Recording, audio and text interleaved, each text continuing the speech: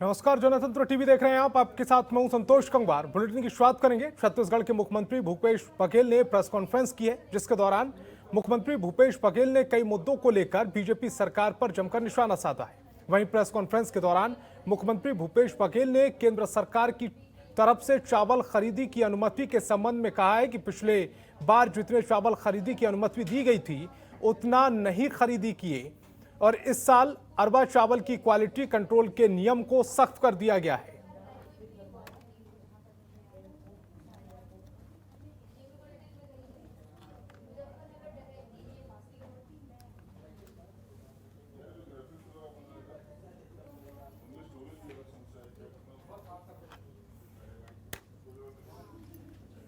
यहाँ अरवा फिर जो उसना राइस मिल है, फिर उसका क्या होगा? उसना राइस मिल के लिए वो जो मिलिंग करेंगे उस चावल का क्या होगा? और छत्तीसगढ़ के लोग अरवा चावल जरूर खाते हैं, लेकिन जो उत्पादन हो रहा है आजकल हाइब्रिड के, तो उसमें उतना क्वालिटी के रहते हैं। अब वो चावल खरीदेंगे नहीं बोल रहे हैं। एक तरफ उतना राइस मिल बढ़ावा देने के केंद्र सरकार पहले प्रयास करती रही है, अब जो उसना राइस मिल लगा लिए तो उसके चावल नहीं खरीदेंगे। तो आप इधर बढ़ा रहे हैं और दूसरे तरफ इधर उत्पादन को रोक रहे हैं। कोई गलत उपयोग नहीं। केंद्र सरकार 5 किलो दे रहे हैं, हम 35 किलो हर परिवार को दे रहे हैं। तो जो अतिरिक्त जो चावल है वो राज्य सरकार की ओर से हम लोग दे रहे हैं और राशि दे रहे हैं। वो 5 किलो जो है वो तो प्रति व्यक्ति के हिसाब से है। रमन सिंह ने उसको 7 किलो किया था। हमने कहा कि हर परिवार को 35 किलो देंगे। जो परिवार की जो डेफिनेशन है उसके हिसाब से हमने 35 किलो दिया। फिर गड़बड़ कहाँ से हो गया? भारतीय जनता पार्टी किस मुंह से बात कर रही है? किसानों के मामले में बात हो तो ये लोग क्या नहीं करते थे? राज्य में उनकी सरकार थी, महंगाई बढ़ता था तो आंदोलन कौन करते थे? यहाँ बैठ के नहीं करते थे। साइकिल कौन चला रहा था? रमन सिंह नहीं चला रहे थे। तो हर आंदोलन में ये लोग कोई घटना कहीं हो तो उसके लिए क्या पश्चिम बंगाल की घटना पे भारतीय जनता पार्टी के लोग यहाँ धरना नहीं दिए थे? इस प्रदेश से क्या लेने देना था उनका? रमन सिंह जी अपने राजनीतिक पुनर्वास के लिए किस हद तक के जा सकते हैं वो देख रहे हैं। उसके बेटे की वीडियो सबने देखा है। छत्तीसगढ़ में शांति स्थापित हो, कवर्धा में शांति स्थापित हो, सब लोग प्रयास कर रहे हैं। लेकिन जिस प्रकार से भारतीय जनता पार्टी इस घटनाक्रम का को बढ़ाने की कोशिश कर रहे हैं, ये बेहद निंदनीय है। और राजनांदगांव लोकसभा क्षेत्र से सांसद संतोष पांडे ने अपने चुनावी क्षेत्र का दौरा किया है। इस दौरान उन्होंने कांग्रेस सरकार पर जमकर निशाना साधा है। सांसद संतोष पांडे ने आरोप लगाते हुए कहा है कि कांग्रेस सरकार भेदभाव कर रही है और करबधा में जो घटना हुई है उसमें बीजेपी कार्यकर्ताओं पर एक तरफा कार्रवाई की जा रही है। सांसद संतोष पांडे ने इस कार्रवाई को गलत बताया।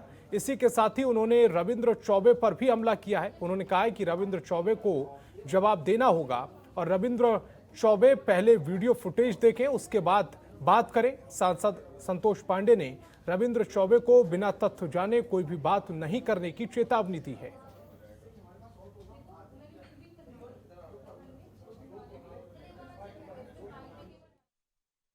में घटना घटी, समाज उद्वेलित हुआ, आक्रोशित हुआ।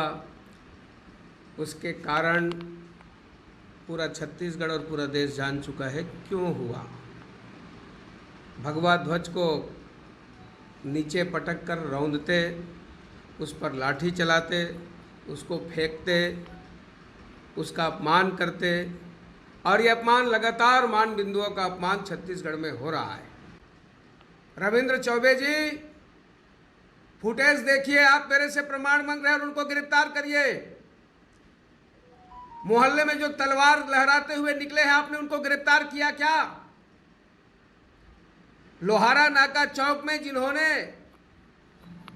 और जो महिलाएं खड़ी थी उनको आपने गिरफ्तार किया क्या? जो साथ दे रही है मारने में।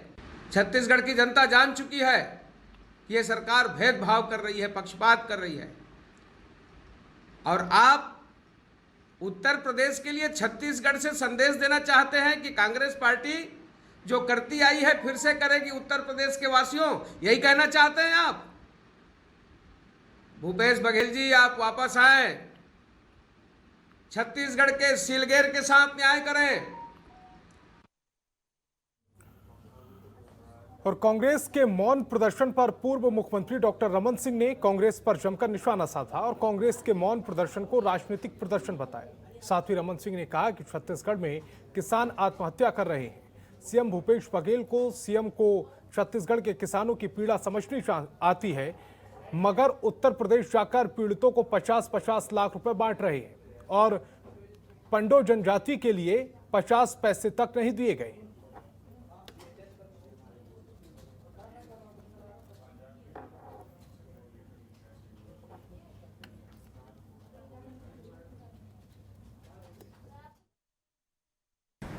लखीमपुर की बड़ी पीड़ा हो रही है, मगर छत्तीसगढ़ की पीड़ा तो करें। छत्तीसगढ़ में किसान आत्महत्या करता है, उसके लिए कोई जाकर संवेदना व्यक्त करने प्रियंका गांधी और इनके हमारे मुख्यमंत्री जी नहीं जाते, भूपेश बघेल जी। जब सिलगेर की घटना होती है तो वहाँ पीड़ा व्यक्त करने नहीं आता केंद्रीय नेतृत्व प्रियंका जी, और वहाँ जाकर 50 लाख रुपया वहाँ जाकर दे रहे हैं। उदारता यहाँ के आदिवासियों के ऊपर गोली चली, 3 लोग मारे गए, उनके लिए पंडो मारे गए 30-40 लिखित रिपोर्ट में है। वो प्रिमिटिव ट्राइब्स के पंडो, उनके लिए 5 पैसा देने को तैयार नहीं है। और खबर में आगे पढ़ेंगे। पूर्व मुख्यमंत्री डॉक्टर रमन सिंह दुर्ग के सेंट्रल जेल पहुंचे, जहां उन्होंने कर्बदा हिंसा मामले में आरोपी बनाकर गिरफ्तार किए गए करीब 77 लोगों से मुलाकात की है। वहीं पूर्व सीएम ने दुर्ग सेंट्रल जेल आने की सूचना मिलते ही बीजेपी कार्यकर्ताओं का काफिला भी सेंट्रल जेल पहुंच गया। कर्बदा मामले में पूर्व सीएम रमन सिंह की बात की जाए तो मीडिया से मुखातिब हुए, अपनी प्रतिक्रिया देते हुए कहा कि कर्बदा में जो अशांति का वातावरण निर्मित हुआ है उसके लिए मौजूदा मंत्री एवं सरकार जिम्मेदार है।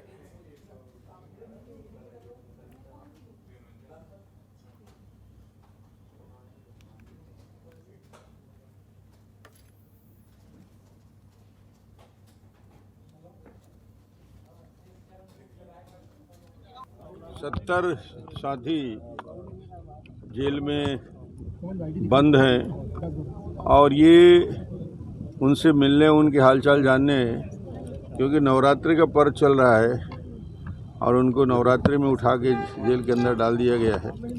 तो उनसे एक बार उनके परिजनों का हालचाल और उनका हालचाल कल कवर्धा गया था, इनके परिवार वालों से मिला, आज इनसे मिला और इनके कुशल क्षेम के बारे में भी जानकारी।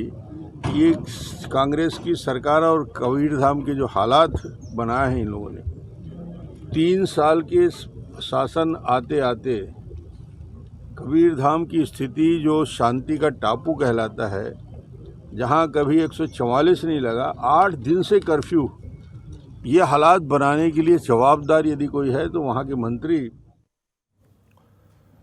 और सुनील चौहान हमारे संवाददाता ज्यादा जानकारी के साथ फोन लाइन पर जुड़ गए। सुनील, पूर्व सीएम डॉक्टर रमन सिंह दुर्ग जेल पहुंचे, वहां पर 77 लोग जो कि कर्बदा पूरी घटना में आरोपी बनाए गए हैं, उनसे मुलाकात की है। आपके पास क्या जानकारी है? जी संतोष, आपको बता दूं कि जैसे पूर्व मुख्यमंत्री जो डॉक्टर रमन सिंह है, उनका काफिला दुर्ग सेंट्रल जेल पहुंचा तो भारतीय जनता पार्टी जुड़े कार्यकर्ताओं में एक उत्साह लहर दौड़ पड़ी कि मुख्यमंत्री जो कवर्धा मामले में जो जेल में बंद है, शंका के आधार पर पुलिस ने जिन 77 लोगों पर गिरफ्तारी की है और उन्हें जेल में बंद किया, उनसे हालचाल जानने पहुंचे। और पूर्व मुख्यमंत्री डॉक्टर रमन सिंह ने कवर्धा मामले में एक बड़ा बयान दिया है और उन्होंने कहा कि कवर्धा में अशांति निर्मित करने के लिए मंत्री और राज्य सरकार को दोषी करार दिया है। जी, लेकिन आपसे ये समझना चाह रहे हैं, कर्बदा मामले में अगर 77 लोगों पर यह कार्रवाई की गई है, उन्हें जेल में डाला गया है, तो कोई ना कोई सबूत उनके खिलाफ पुलिस के पास होगा। ऐसे में रमन सिंह का उनसे मुलाकात करने के पीछे की मंशा क्या थी? जी संतोष, आपको बता दें कि जो 77 जो गिरफ्तार किए हैं पुलिस ने जिन लोगों को, ये कवर्धा मामले में शक के आधार पर कार्रवाई करते गिरफ्तार किए हैं। निश्चित तौर पे ये कहना गलत नहीं होगा कि शायद पुलिस के पास कुछ शक के सबूत उनके पास कुछ होंगे, फिलहाल इस मामले को लेकर के जो घटना में जो रमन सिंह जी पहुंचे हैं, अब उनसे बंदियों से क्या बात हुई, इसे शहर में एक प्रकार से देखा जाए तो राजनीति से जुड़ा भी लोग देख रहे हैं इसको। जी सुनील, क्या एक जो भावात्मक भावनाएं हैं लोगों की जो इस पूरे मामले से एक पक्ष के तौर पर दूसरे पक्ष के तौर पर, क्या उन भावनाओं को समेटने की कोशिश की गई है? निश्चित तौर पर यह कहना शायद गलत नहीं होगा कि ये जो भावनाएं हैं उनको समेटने का प्रयास किया जा रहा है। और इस कवर्धा वाले पूरे मामले में जो वर्तमान में भी जो जानकारी हम तक पहुंच पा रही है सूत्रों के माध्यम से, जो दुर्गेश देवांगन पर हमला करने वाले जो 11 लोगों को पुलिस ने अभी गिरफ्तार कर लिया है। जी सुनील, इस तमाम जानकारी के लिए आपका बहुत बहुत शुक्रिया। खबरों के निष्पक्ष विश्लेषण के लिए सब्सक्राइब करें Janatantra TV and press the bell icon. Never miss any update.